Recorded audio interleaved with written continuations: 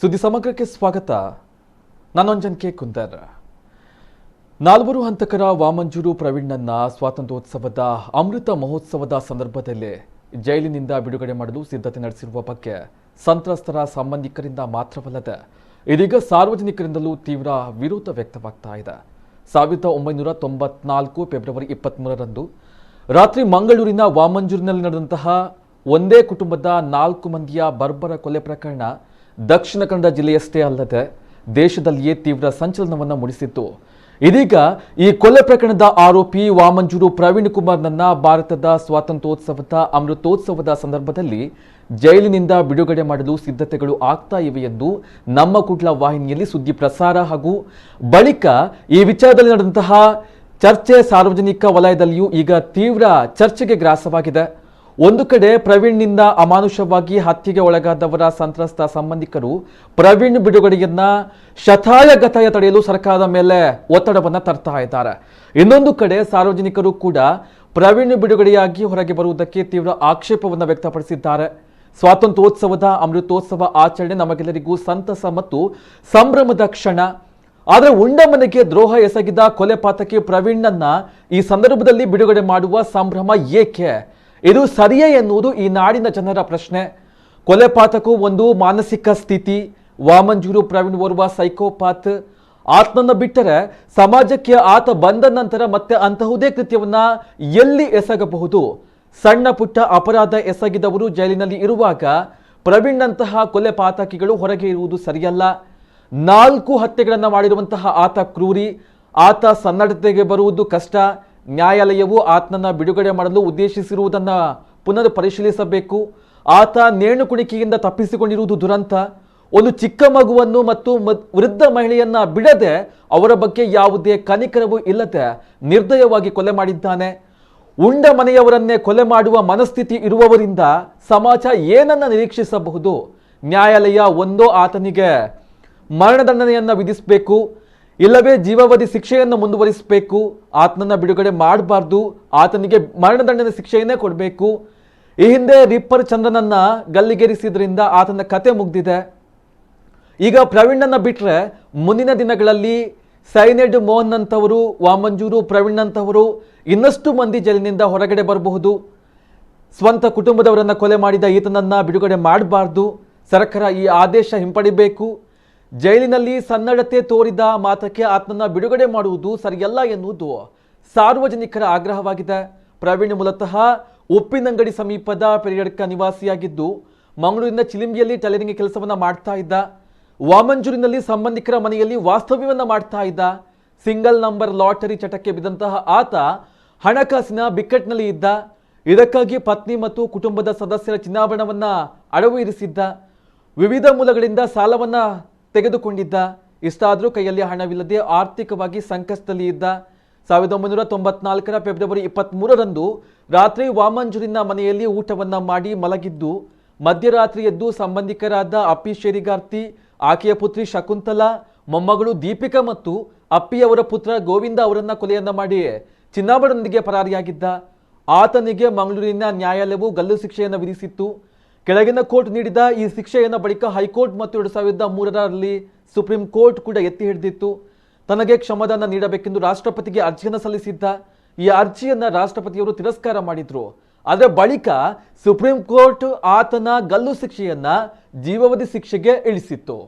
ಪ್ರವೀಣ್ ಎಂಬವರು ಇವತ್ತು ಏನು ಆ ಸಂದರ್ಭದಲ್ಲಿ 4 ಹತ್ಯೆಗಳನ್ನು ಮಾಡಿದ್ದಾರೆ ವಾಮಂಜೂರು ಪರಿಸರದಲ್ಲಿ. ಇದು ಬಹಳಷ್ಟು ಭಾರಿ ಬೇಸರ ಸಂಗತಿ. ಆ ಸಂದರ್ಭದಲ್ಲಿ ಇಡೀ ರಾಜ್ಯಾದ್ಯಂತ ದೇಶಾದ್ಯಂತ ಅದೊಂದು ಬಹಳಷ್ಟು ಪ್ರಚಲಿತ ಇತ್ತು. ಯಾಕಂದರೆ ಇವೊಬ್ಬ ಕ್ರೂರಿ. ಇವನಿಗೆ ಯಾವುದೇ ರೀತಿಯಾದ ಅಂತೂ ಸನ್ನಡತೆ ಇರಬಹುದು, ಒಳ್ಳೆ ನಡತೆ ಇರಬಹುದು, ಬರಲಿಕ್ಕೆ ಸಾಧ್ಯವಿಲ್ಲ. ಯಾಕಂದರೆ ಇವರು ನೇಣು ಕುಣಿಕೆಯಿಂದ ತಪ್ಪಿಸಿದೇ ಇದು ದೊಡ್ಡ ಒಂದು ದುರಂತ ಅಂತ ಹೇಳ್ಬೋದು. ಯಾಕಂದರೆ ಅವರಿಗೆ ಮರಣದಂಡನೆ ಇದ್ದದನ್ನು ಅವರನ್ನು ಜೀವಾವಧಿ ಶಿಕ್ಷೆಗೆ ಪರಿವರ್ತನೆ ಮಾಡಿದ್ದು ಕೂಡ ಅದು ದೊಡ್ಡ ಒಂದು ಅದು ತೊಂದರೆ ಆಗಿದೆ. ಯಾಕಂದರೆ ಇಂತಹ ಒಂದು ಜನರಿಗೆ ಸಮಾಜದಲ್ಲಿ ಬದುಕುವಂಥ ಯಾವುದೇ ರೀತಿಯ ನೈತಿಕ ಹಕ್ಕಿಲ್ಲ. ಯಾಕೆಂದರೆ ಇಂಥ ಒಂದು ಆ ಚಿಕ್ಕ ಮಗು ಎಂಬ ಒಂದು ಕನಿಕರ ಸಹ ಅವರಲ್ಲಿ ಬರಲಿಲ್ಲ. ಆ ಸಂದರ್ಭದಲ್ಲಿ ಉಂಡ ಮನೆಯಲ್ಲಿ ಅಲ್ಲೇ ಊಟ ಮಾಡಿ ಅಲ್ಲೇ ಅವರನ್ನು ಕೊಳ್ಳುವಂತಹ ಒಂದು ಮನಸ್ಥಿತಿಗೆ ಇರುವವರನ್ನು ಅವರಲ್ಲಿ ನಾವು ಏನು ನಿರೀಕ್ಷೆ ಮಾಡಲಿಕ್ಕೆ ಸಾಧ್ಯತೆ ಸಮಾಜದವರು. ಆದ್ದರಿಂದ ಏನು ಇವತ್ತು ನ್ಯಾಯಾಲಯ ಅವರನ್ನು ಸನ್ನಡತೆಯಲ್ಲಿ ಅವರು ಬಿಡುಗಡೆ ಮಾಡಲಿಕ್ಕೆ ಹೊರಟಿದೆ, ಇದು ಸರಿಯಲ್ಲ. ಅದನ್ನು ಪರಿಶೀಲನೆ ಮಾಡಬೇಕು. ಯಾಕಂದರೆ ಅವರಿಗೆ ಈ ಸಮಾಜದಲ್ಲಿ ಬದುಕುವಂಥ ಯಾವುದೇ ಹಕ್ಕಿಲ್ಲ, ಅವರನ್ನು ಈ ಸಮಾಜ ಕೂಡ ಅವರನ್ನು ಒಪ್ಪುವುದಿಲ್ಲ. ಆದ್ದರಿಂದ ದಯಮಾಡಿ ನಾನು ನ್ಯಾಯಾಲಯಕ್ಕೆ ಮನೆ ಮಾಡುತ್ತಿರುವುದೇನೆಂದರೆ ಕೂಡಲೇ ಈ ಒಂದು ಏನು ಮುಂದೆ ಸ್ವಾತಂತ್ರ್ಯ ದಿವಸದಂದು ಅವರನ್ನು ಬಿಡುಗಡೆ ಮಾಡಲಿಕ್ಕೆ ಕ್ರಮ ಕೈಗೊಂಡಿದ್ದಾರೆ, ಅದನ್ನು ಪುನಃ ಪರಿಶೀಲನೆ ಮಾಡಬೇಕು. ಯಾಕಂದರೆ ಅಂಥ ವ್ಯಕ್ತಿಗಳಿಗೆ ಮರಣದಂಡನೆ ಕೊಡುವುದು ಸೂಕ್ತ ಅಂತ ನನ್ನ ಒಂದು ಅಭಿಪ್ರಾಯ. ಪ್ರವೀಣನ ಬುಡ್ರೆ ಬಲ್ಲಿ ಈಗ ಮರಣದಂಡನೆ ಕೊರೋಡು ಈಗ 4 ಇರ್ತಿ ಒಂಜಿದಲತ್ತು 4 ಇರ್ತಿ ಅವಳು ಪೂರ ಗಲ್ಫ್ ಕಂಟ್ರಿ ಪೂರ ಒಂಜಿ ಗೆರಿ ಇಂದು ಮಲ್ಪೇರು ಇಂದು ಮಲ್ತು ಗೆರ್ಪೇರು ಮೂಲು ಅಪ್ಪನ ಕಿರ್ನ ಇಂದು ಇಜ್ಜ ಪಂಡ ಇತ್ತ 4 ಗೆರಿನ ಬುಡ್ಡ ನನ್ನ ಮೂಲು ನನ್ನ ವಾಪಸ್ ಬ್ಯಾಟೆ ಅಪ್ಪನಂಚೇನಿ ಒಂದು ಸಮಯ ಕುಲ್ಲೇ ಬರ್ಪಿ ಇತ್ತ ಒಂಜಿ ಎಂದಿದೆ ನಾನು ಒಂದು ಗಟ್ಟಿ ತಗೊಳ್ಳುವಂಡ ನಾನು ಒಂಜಿ 2-3 ವರ್ಷ ನಾಗ ಬಿದ್ದೆ ಬರ್ಪೇರು 4-10 ಕೇರ್ನೆಲ್ಲ ಬರ್ಪೇರು ಬಿದ್ದೆ ఆయన ಬುಡ್ರೆ ಬಲ್ಲಿ ಅಂಚೆ ಬುಡ್ಡ ಬಾಕಿ ತಕ್ಕಲಿಕ್ಕೆ ಭಾರಿ ಭಂಗ ಉಂಡು. ನಮ್ಮ ಮೂಲು ಅಂಚೆ ಇಂಚಿನ ಅಂಡವು ಲೆಕ್ಕ 4 ಇರ್ತದೆ అని ఆయన చంద్రన్న ఎందు మల్చారు చాలా అండి ఆయన అంచనే మక్కున బర్పి నన్ను ಒಂಜಿ ಅಂಚನೆ ಇಂಚಿನ ಮೀನ ಲೆಕ್ಕ ಮೋನ ಲೆಕ್ಕ ನನಂಜಿ ಬರ್ಪುಂಡು ఆయన ಬಿಡ್ನಾಗ ನನ್ನ ಗೆರ್ಪೆ ಒಂಜಿ ఆయన ಗೆರ್ಪೆ ಬರ್ಪೆ ಸ್ವಾತಂತ್ರ್ಯಕ್ಕೂ ಇಂದು ಪೇರು ಬಿಡ್ಪೇರು ఆయన ಅದು ಗೊತ್ತುಂಡು ಸ್ವಾತಂತ್ರ್ಯದ ಕಾರಣಗ ಏನು ಬಿಡ್ಪೇರು ಇಂದು ನಮ್ಮ ಕಾನೂನು ದಾಲ ಪ್ರಯೋಜನ ಇಜ್ಜಿ ಮೂಲು ಎಂಕುಲು ಪೂರ ಜನ ಪನ್ಪುಣೆ ಬಂದಿದ್ದೇನೆ ಬಿಟ್ರೆ ಬಲ್ಲಿಂದೆ ಪನ್ಪುಣೆ ಎಂಕುಲು ಬಿಡ್ರೆ ಬಲ್ಲಿ ಇಂದು ಆಯಗೆ ಒಂಜ ಎಣ್ಕೊಂಡು ಮಲ್ಪಡವಳು ಈಗಿನ್ನ ಏನು ದಾಲನ್ನು ಒಂಜಿ ವಾಪಸ್ ರೀ ಮಾಡದಂಡ ಮಲ್ಪೋಡ ಏನು ಬಿಡ್ರೆ ಬಲ್ಲಿ ಆಗಿ ಕಾನೂನಿನ ಬಗ್ಗೆ ನಮಗೆ ಅಷ್ಟು ಅರಿವಿಲ್ಲ. ಆದರೆ ನಾವು ಆಲೋಚನೆ ಮಾಡಿ ಹೇಳೋದಿದ್ದರೆ ಬಿಡುವುದು ತಪ್ಪು ಅಂತ ನನ್ನ ಭಾವನೆ. ಹತ್ಯೆಗೆ ಮನಸ್ಸು ಮಾಡುವುದೇ ತಪ್ಪು, ಯಾರಾದರೂ ಸರಿಯಲ್ಲ ಅಂತ ನಮ್ಮ ಭಾವನೆ. ಅಲ್ಲ ಅದು ಕಾನೂನು ವ್ಯಾಪ್ತಿಗೆ ಬರೋದು, ನಾವು ಹೇಳಲಿಕ್ಕೆ ಬರೋದಿಲ್ಲ. ನಮ್ಮ ಮನಸ್ಸಿನಲ್ಲಿದ್ದನ್ನು ಹೇಳ್ಬೋದು ಹೊರತು ಅದನ್ನು ನಾವು ಡಿಸ್ಕಸ್ ಮಾಡಿ ಹೇಳಲಿಕ್ಕೆ ಸಾಧ್ಯ. ಕಠಿಣ ಶಿಕ್ಷೆ ಅಂತೂ ಕೊಡಬೇಕು. ಪ್ರವೀಣ್ ವಾಮಂಜೂರು ಅಂತ ಒಬ್ಬ ಕೊಲೆ ಪಾತಕಿ, ಉಂಡ ಮನೆಗೆ ದ್ರೋಹ ಬಗೆದಂತ ಕೊಲೆ ಪಾತಕಿ 3-4 ಜನರನ್ನು ಕೊಲೆ ಮಾಡಿ ಶಿಕ್ಷೆ ಅನುಭವಿಸ್ತಾ ಇದ್ದಾನೆ. ಆತನನ್ನು ಕೂಡ ಬಿಡುಗಡೆ ಮಾಡೋದಂತೆ. ಯಾಕಂತ ಕೇಳಿದ್ರೆ ಸನ್ನಡತೆ ಅನ್ನುವಂಥದ್ದು ಕೊಲೆ ಪಾತಕಿತನ ಅನ್ನುವಂಥದ್ದು ಒಂದು ಮಾನಸಿಕ ಸ್ಥಿತಿ. ಆತ ತನ್ನ ಉದ್ದೇಶವನ್ನು ಮುಂದಿನ ಉದ್ದೇಶವನ್ನು ಮಾಡ್ಲಿಕ್ಕೋಸ್ಕರ ಸನ್ನಡತೆಯಲ್ಲಿ ನಡೆದು ಹೊರಗಡೆ ಬಂದು ಅದೇ ಕೃತ್ಯವನ್ನು ಮಾಡುವ ಪೂರ ಚಾನ್ಸಸ್ ಇದೆ. ಈ ಕೈದಿಯ ಮಾನಸಿಕ ಸ್ಥಿತಿ ನೋಡಿದ್ರೆ ಈತನ ಸನ್ನಡತೆಗೂ ಮುಂದಿನ ವಿಚಾರಕ್ಕೂ ಸ್ವಲ್ಪ ಆಲೋಚನೆ ಮಾಡಬೇಕಾದಿತ್ತು. ಯಾಕಂತ ಹೇಳಿದ್ರೆ ಇಷ್ಟು ದೊಡ್ಡ ಸೈಕೋಪಾತ್ ಅಂತ ಹೇಳ್ತೇವೆ, ಕೊಲೆ ಮಾಡಿದವನನ್ನು ಹೊರಗಡೆ ಬಿಟ್ರೆ ನಾಳೆ ಈ ಅಪರಾಧವನ್ನು ಯಾಕೆ ಮಾಡ್ಲಿಕ್ಕಿಲ್ಲವ? ಖಂಡಿತವಾಗಿ ಮಾಡ್ಬೋದು. ಇಷ್ಟು ದೊಡ್ಡ ಅಪರಾಧಿಯನ್ನು ಬಿಡ್ಬೇಕಾದ್ರೆ ಸ್ವಲ್ಪ ಆಲೋಚನೆ ಮಾಡಬೇಕಾದಿತ್ತು. ಇದೊಂದು ಸಮಾಜಕ್ಕೆ ಉತ್ತಮ ಆರೋಗ್ಯಕರವಾದ ಬೆಳವಣಿಗೆ ತರ ಕಾಣ್ತಾ ಇಲ್ಲ. ಸ್ವಲ್ಪ ಆಲೋಚನೆ ಮಾಡೋದು ಒಳ್ಳೇದು.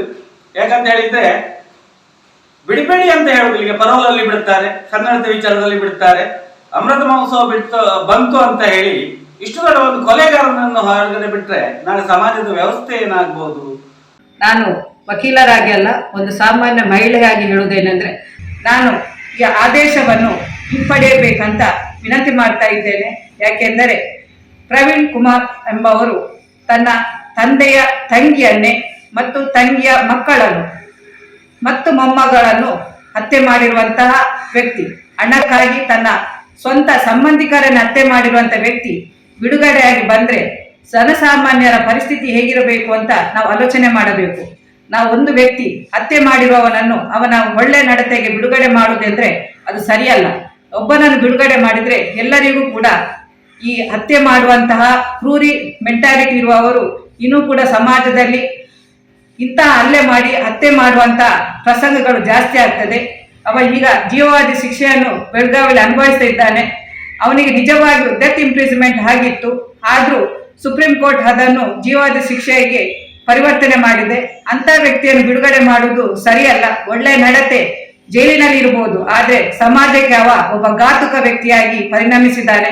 ಅವನ ಸಂಬಂಧಿಕರಿಗೂ ಕೂಡ ಅವ ಹೊರಗೆ ಬರುವುದು ಸಮಾಧಾನ ಇಲ್ಲ. ಹತ್ಯೆ ಮಾಡಿರುವಂತ ಕುಟುಂಬದವರು ಕೂಡ ಈಗ ಕೂಡ ನೋವನ್ನು ಅನುಭವಿಸುತ್ತಿದ್ದಾರೆ. ಆ ನೋವನ್ನು ಸಮಾಧಾನ ಮಾಡ್ಲಿಕ್ಕೆ ಅಥವಾ ಅದನ್ನು ಸರಿದಾರಿಗೆ ತರಲಿಕ್ಕೆ ನಮ್ಮಿಂದ ಸಾಧ್ಯ ಇಲ್ಲ. ಹಾಗಾಗಿ ಹತ್ಯೆ ಮಾಡಿರುವಂತ ವ್ಯಕ್ತಿ ಅವನನ್ನು ಬಿಡುಗಡೆ ಮಾಡಬಾರ್ದಂತ ನಾನು ಒಂದು ಮಹಿಳೆಯಾಗಿ ನನ್ನ ಸರ್ಕಾರಕ್ಕೆ ವಿನಂತಿಯನ್ನು ಮಾಡ್ತಾ ಇದ್ದೇನೆ.